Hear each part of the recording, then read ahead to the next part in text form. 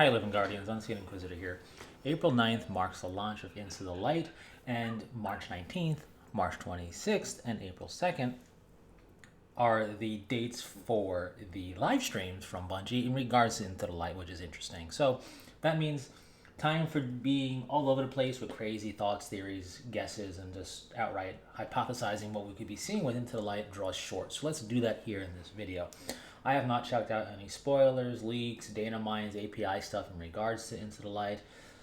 I've seen typical stuff online, like, titles and stuff of people's articles and videos, but I haven't clicked on anything. Uh, and I don't plan to really check out the live streams either because A, Bungie has a habit at times of over revealing stuff, and since there's 3 on what's going to be 2 months of stuff, that kind of checks out as a potential plausibility. And I also like to try and experience content as blind to it as possible, right? I understand the need for trailers and hype generation, but I also feel like content, for me anyways, is best experienced when I don't have a setup of knowing everything that's going to happen. But that doesn't mean we can't guess about it. So that's what we're going to do here. And I encourage you, if you clicked on this video by accident, right, to stick around, right? Give it a chance. Hang out, pull up a chair, grab a drink if you want it, and share your thoughts in the comment section down below and be part of the conversation. Of course, critique my opinions. They're just opinions, they're not fact, just like yours. But also, more importantly, share your opinions on the matter. So with that said, Into the Light is more than just the content. Obviously, we kind of refer to both the big April update patch as Into the Light, and I believe that whatever story narrative main beats going on is also being referred to as Into the Light. So it can be a little bit confusing, but we'll discuss it as best we can. So it's funny because this is an April update, much like the one from Destiny 1 era during the Taken King. Very different, but there was a lot of kind of weight behind that one too for what it was. In an appropriate sense for Destiny 1. And it looks like they're doing the same thing here with this Destiny 2 April update. So, a lot to discuss. I'm not going to try and go too long on this because this is just speculating. I have nothing concrete to go on except for that poster image, which could or could not be setting things up. So, being part of a major update means we're also going to see other kind of changes, sandbox tweaks, and quality of life, apparently, updates as well. Now, I don't know what does or does not qualify as a quality of life thing. I guess it depends on personal preference to a degree. But I wonder if, for example, the accessing the vault from anywhere bug that was really well received, and Bungie said they want to turn into a feature, is going to be added early. Because I thought that was coming final shape. Maybe it'll come in the April update. Speaking about the vault, I think a quality of life improvement would be to increase the vault size. It's not a small vault. We have a good amount of vault space in there, for sure. And honestly, I would have a lot more free space freed up. I guess that makes sense. I have a lot more space freed up. There you go. If I deleted stuff that I know I could, I just don't. Because part of it is being a loot-driven game, regardless of having a collection screen, right, and tab, whatever, is collecting. And you might have weapons you want to keep on standby, ready to go, just in case you need to experiment with the meta ships or whatever, plus whatever else you might just collect along the way. So I'm not saying you need to double vault space or anything like that, but it's been a while since we've gotten a vault size increase, and I think just a little bit of increase could go a long way. Along that, the Fireteam Finder, a great addition, right? But always room for improvement, and they'll never let us free write what we're looking for in making a post for it, right? Because that would be an absolute firestorm. But I think having more keywords and tag stuff could go a long way. For example, one that I can think of off the top of my head that I haven't seen, and maybe I'm just blind to it, is Catalyst, right? Kind of signifying you're doing a Catalyst run in a particular dungeon or raid, because that is a thing to do. They are specific in those dungeon raids. And therefore, being able to say, hey, I'm looking to do that, or be able to look for that, I think could go a long way, alongside other things. And lastly, loadout slots. We have a good amount of loadout slots, truth be told. And I do believe in the concept of you need to make a decision. You can't just save everything you want. I do believe in that. It doesn't mean we can't have a little bit more space, right? We had one breakfast, but what about a second breakfast, right?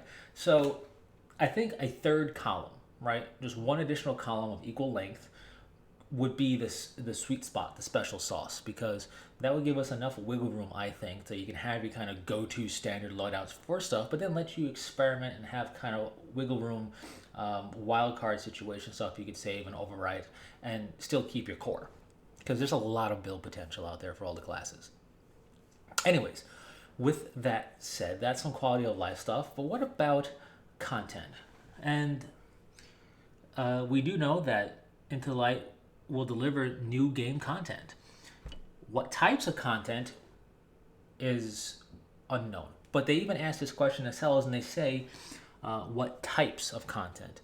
Because they could easily say what type if it was singular, but it looks like there's going to be potentially multiple things. And given that we're having 3 live streams, the grandioseness of Into the Light has been magnified, right? This is seeming to be bigger than what and I think a lot of players have expected it to be. So with that said, in terms of the kind of the story narrative beat, the thing that the poster is setting up, I think we're in for a ride. I've been keeping the video, by the way, all this time on this poster outside of the Good Boy Protocols because I think dissecting this poster is going to be a big part of just theorizing in general out there before we get more concrete info. And it's a cool poster, but it won't be the entire video. In any case, this, I think, is going to be the main story element of Into the Light itself for developing some extra story to experience, because everything has a narrative, right? Riven's Wishes had a narrative. Dawning has a narrative. Everything has a narrative in the game, and Into the Light's can be no different, the actual narrative story beat element to it. The question is, what is it? Is it what we see at face value here, or is it a bit more to it, a bit more nuanced? And I say that because I want to throw a thing into the deep end, take a massive long shot with tinfoil hats on, and that is because of the beacons in the poster picture. You can see it behind the closest turret that is firing. There is what looks like a patrol beacon style setup thingy there, maybe, and it has blue laser lights going out to presumably other beacons. And we see that in the midground and in the background as well, kind of sitting there as a detail accent piece. The line, that is, anyway. I don't know what that is. I don't know what that means. I don't know if that's like a tripwire style setup for activating the turrets for defense. I don't know if it's like a mass transmat kind of thing where inside that location things spawn in to defend the last city. I don't really know what it is. But I'm calling that out specifically here because I'm taking a massive long shot into the deep end just so I could put it out there in case any of it bears any fruit. I can say, hey, I threw that out there as a plausibility, as opposed to staying silent about it and being like, oh man, I should have said something. So I very much don't have a lot of faith in it, but I do think that perhaps that could be, if they wanted to do something kind of subtle and clever, insinuate that this is not reality in the game. What I mean by that is we have access to the Veil. The Veil has been described as an organic Vex network of sorts, capable, being that it's a darkness artifact, of simulating and doing stuff with power causality as well, which is why the Vex find it very desirable. Now, we've never been jacked into the Veil yet, but we know it's a plausibility because we've had audio logs talking about that. It just never goes well. But we're paracausal, so we should be fine, right? So what if, and stick with me still, I know this is weird, but what if what we're looking at is not so much something that's actually happening, but the Veil manipulating memory and consciousness collectively of, Guardians and the Vanguard and whatnot, of actions that we have done, but in a different light, kind of like a what-if scenario, or taking what has happened plus prophecies yet to happen or things that we've avoided happening and twisting it all together to make a theoretical scenario that we have to now fight in because we're jacked into a Matrix style, and it might as well be real life. So if you die here, you die in the real world type of situation. And this is how we develop an understanding, if you will, to help ourselves out training-wise for entering the Traveler. Memory and consciousness definitely seems like prevailing themes for both the Portal and the Witness and the Final Shape. So what if in doing this, through Osiris's research, we are getting ourselves prepped and ready for entering the Traveler and seeing things that will be similar but different, right? As we kind of saw location mashups happening and whatnot. Well, this could be kind of training for that. It's a long shot concept, but I think the beacons, if they were to represent anything, maybe represent the kind of simulation-ish of it, perhaps. I don't know. It's quite enough.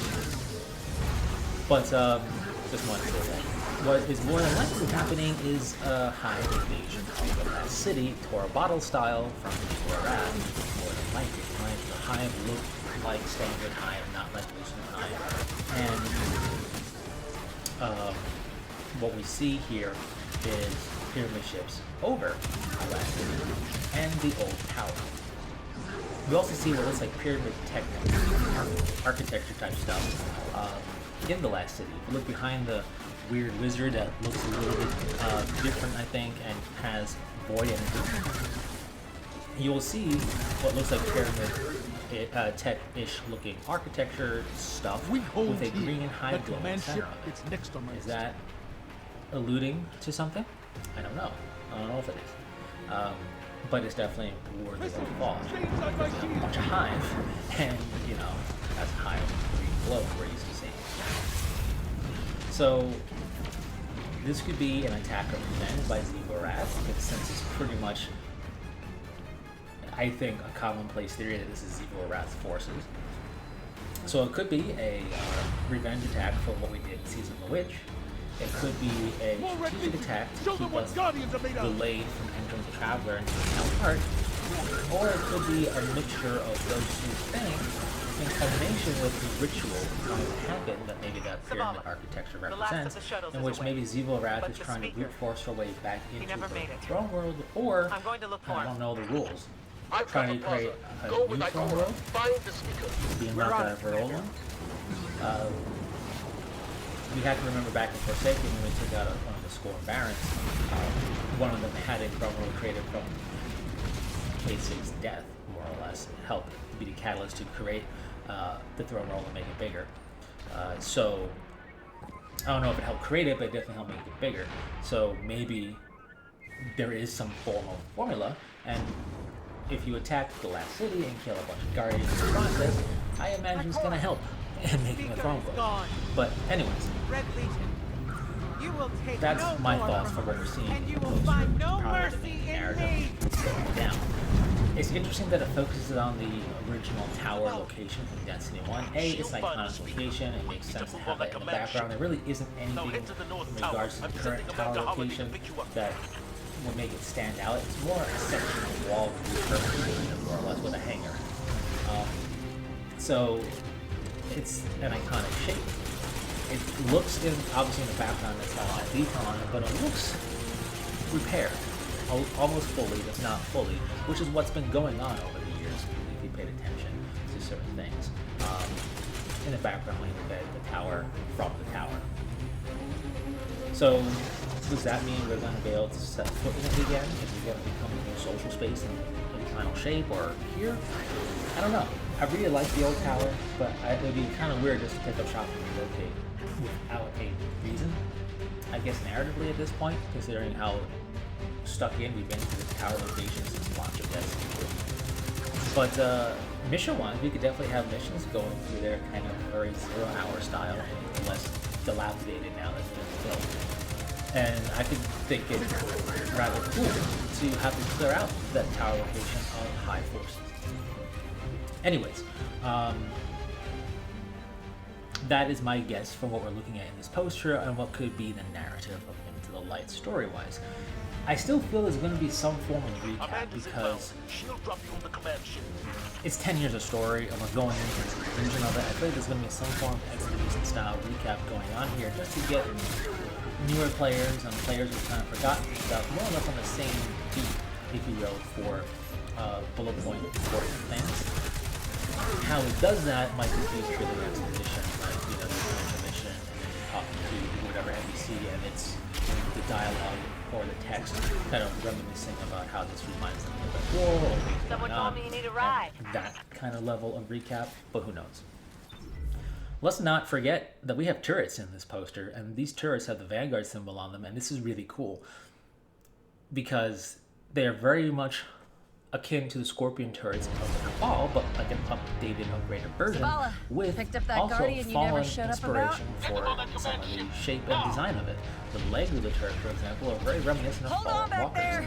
And what's cool about this is that this feels like the first kind of amalgamation of different factions, technological stuff together to create a new thing in reminiscence. That's the wrong word. Kind of in Come on, big guy. theming of the alliance that we have going on, which is pretty cool. Do something. So I just wanted to bring that up.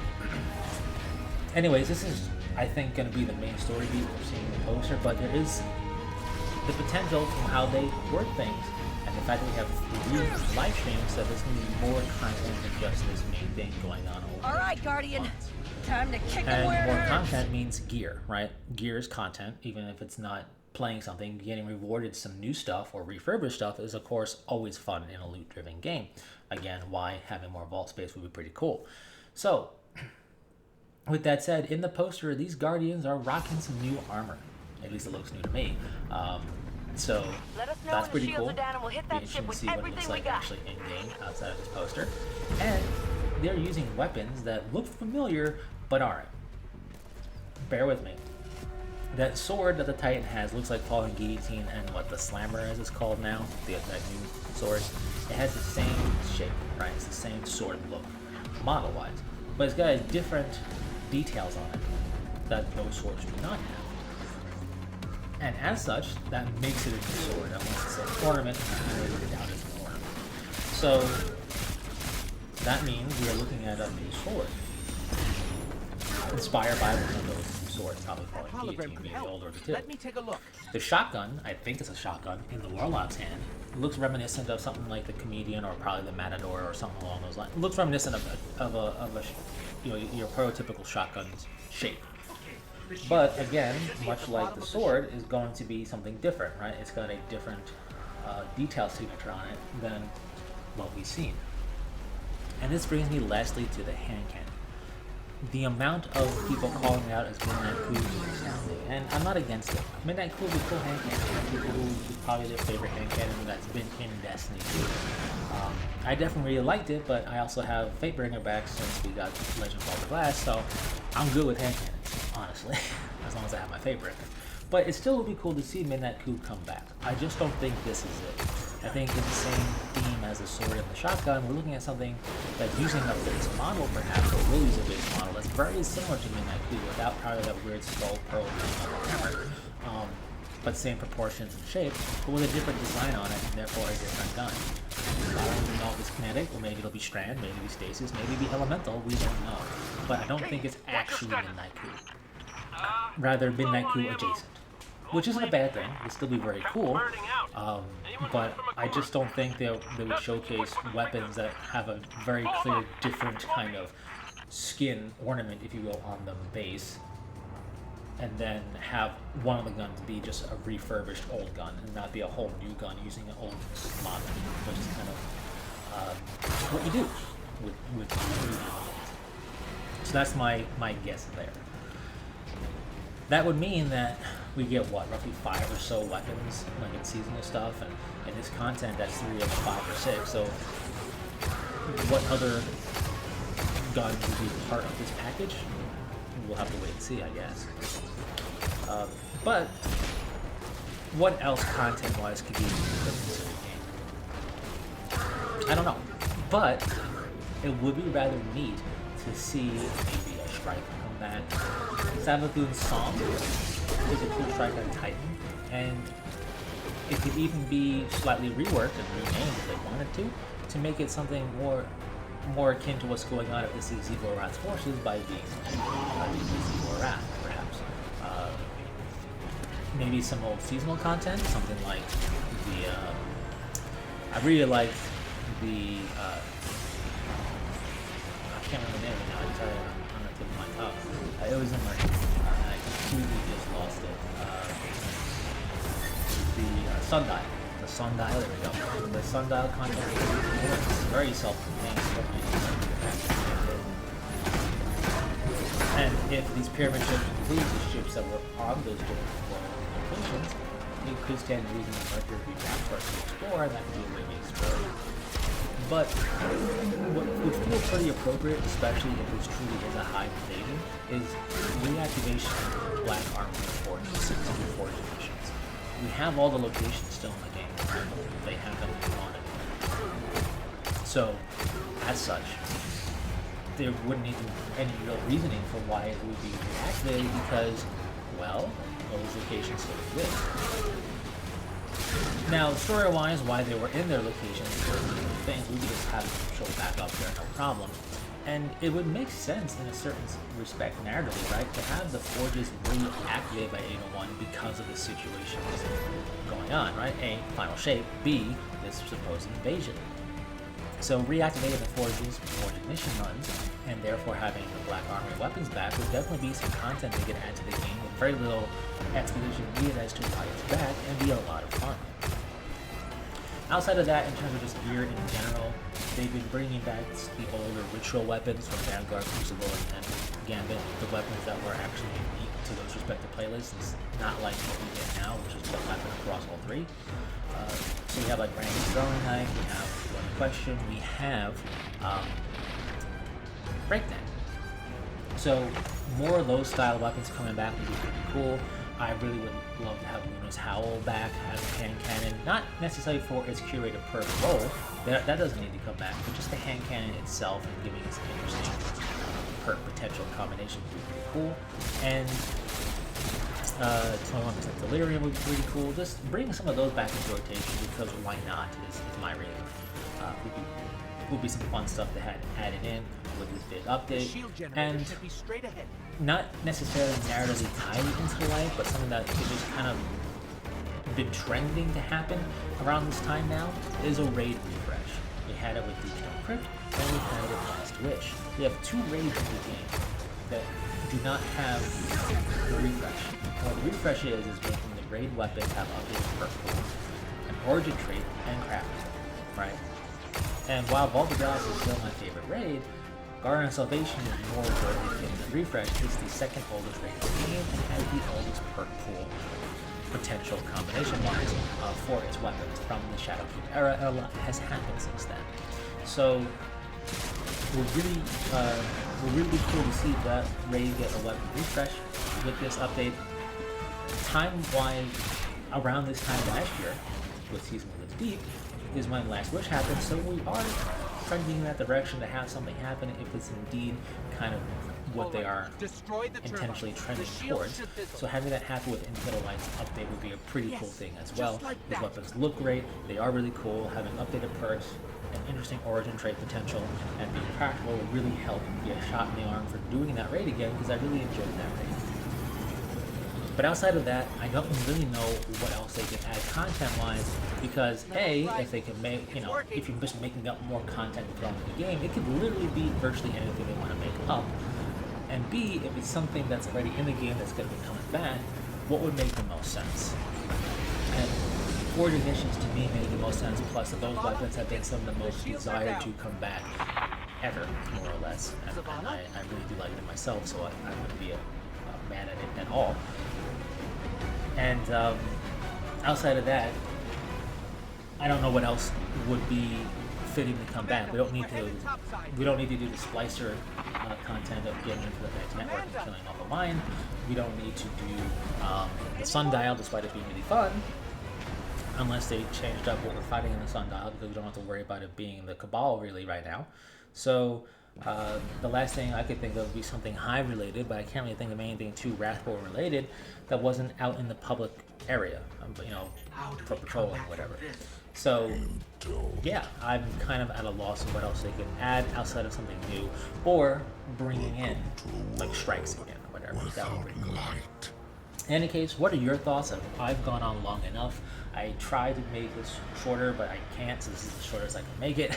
And yeah, definitely have some fun with it. Let's go off on some deep end theories. If you have checked out this video, I definitely encourage you to share your thoughts. Everybody who plays this game has an opinion of what Into the Light could be. And while I do think there'll be some form of story recap-ish, because it is, we are marching on to the culmination of a 10-year story. With that poster, it definitely seems like it's not some failed recreation of events, that we have a Hive invasion of Zebra Wrath to deal with, but I don't think we're going to have any major kills happening here, right? I don't think, for example, Zebra Wrath is going to be dealt with because this is content for the delay, and at least that's how it's been portrayed thus far, and I just feel like that would be something better suited for an episode versus just a 2-month piece of content like this. So, yeah. Anyways, definitely share your thoughts. If you made it to the very end of this video, maybe hit that subscribe button to be part of future conversations as they happen.